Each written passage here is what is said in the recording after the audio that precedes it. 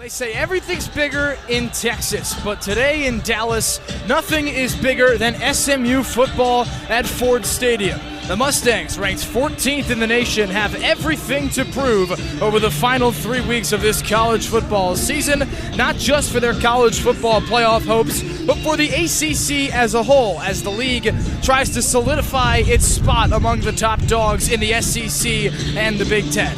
BC is no stranger to big stakes as they come off of a 6-point victory against the Syracuse Orange back at Alumni Stadium.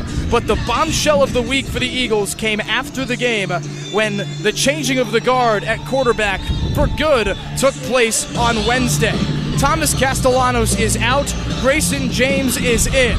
BC has a web of quarterback drama to unravel in the home stretch of the college football season here in 2024. It's a rematch of the 2023 Fenway Bowl. This year, it's at Gerald J. Ford Stadium in Dallas, Texas, which is the stage for what should be exciting theater between Boston College and SMU. A lot on the line in this game, folks, as we welcome you to Gerald J. Ford Stadium in Dallas. I'm Giovanni Culotta, here with Nick Petralia for WZBC Sports Radio. Nick, no shortage of significant storylines in this game, but the biggest of which for BC, in a state where everything is bigger, is the abrupt end to the career of Thomas Castellanos as a Boston College Eagle and the subsequent appointment of Grayson James as the new QB1 for the remainder of the year. Folks, it's Mother's Day, and a beautiful one at that. There is not a cloud in a perfect blue sky here in Chestnut Hill, and today might be chiefly about celebrating all of our wonderful mothers. But the second Sunday in May renews another annual tradition here on the Heights, and that is NCAA Tournament Lacrosse at Alumni Stadium. Boston College women's lacrosse entered this season the national champions in search of more history after a prolific spring a year ago, and have exuded that dominance this season with a one-lost regular season slate. And so today begins the ravenous chase for an 8th straight championship weekend appearance for the Eagles, who will get to do so right down the road at Gillette Stadium if they are able to make another NCAA tournament run. The first step of this year's journey brings a feisty Stony Brook squad, the Coastal Athletic Association champions who on Friday through driving rain defeated Loyola Maryland for the opportunity to play the defending national champions. It's the second round of the 2025 NCAA Women's Lacrosse Tournament. Boston College, the 2 seed in the entire tournament, hosts Stony Brook today at Alumni Stadium live on WZBC Sports.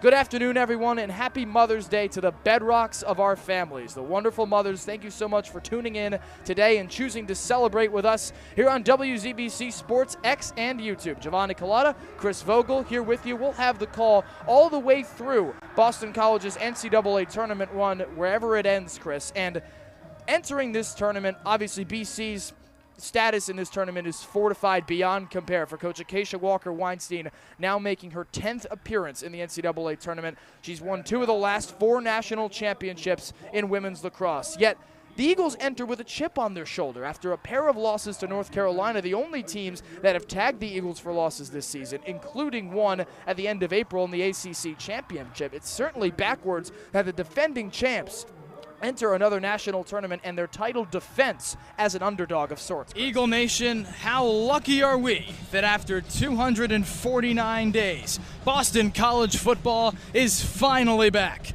The winds of change blew through the sails of the college football world this offseason, from conference realignment to NIL rulings to even helmet communication. But the biggest of those for Boston College folks, the appointment of a new leader. The 37th head coach in Boston College football history makes his debut tonight from a raucous atmosphere in Tallahassee, Florida. The eyes and the ears of the nation are on Doak Campbell Stadium tonight, as it's Labor Day in primetime, a beautiful night for football. 55,000 strong are here as Boston College football travels to the Sunshine State to take on the 10th-ranked Florida State Seminoles.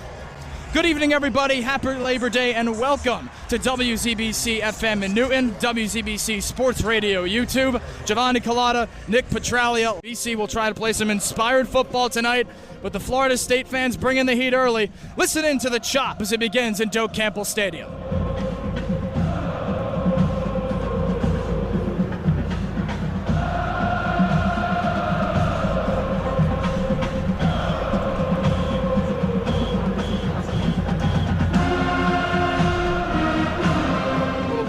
may be gray and rainy in Chestnut Hill today, but it is still a perfect afternoon to renew a time-honored tradition for Boston College lacrosse. The Eagles are 12-0 and haven't lost since last April, but you know what's bigger than the team's searing start? The 12 lives that Wells Crowther saved on September 11th, 2001, and the countless others he has impacted since. And we are so lucky today at Boston College to play a sport that the Forever Eagle loved so dearly. In his honor, in his loving memory, and in celebration of his momentous sacrifice.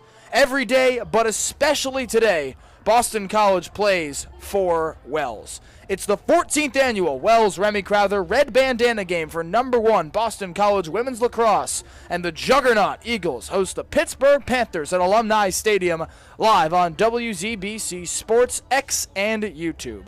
Good afternoon, everyone, and welcome to Alumni Stadium. We're high atop the field here. It's gray, it's cloudy, it's rainy, and really cold outside, but still a vibrant atmosphere for the Red Bandana Game between #1 Boston College Women's Lacrosse and Pittsburgh. I'm Giovanni Culotta here with two-time state champion at Iona Prep, Jackson Shafroff. Welcome back to the call, Jackson. Very happy to have you here for a game between a couple of teams that have had very different starts to the season. Pitt 6-5, respectable, but the Eagles 12-0. They haven't lost since April 12th of last year. Just another dominant stretch to start. Folks, we've turned the page to the final game of the regular season in 2024 for Boston College football. It's the last day of November, and the Eagles have plenty to be thankful for as they prepare for their last game at Alumni Stadium this year.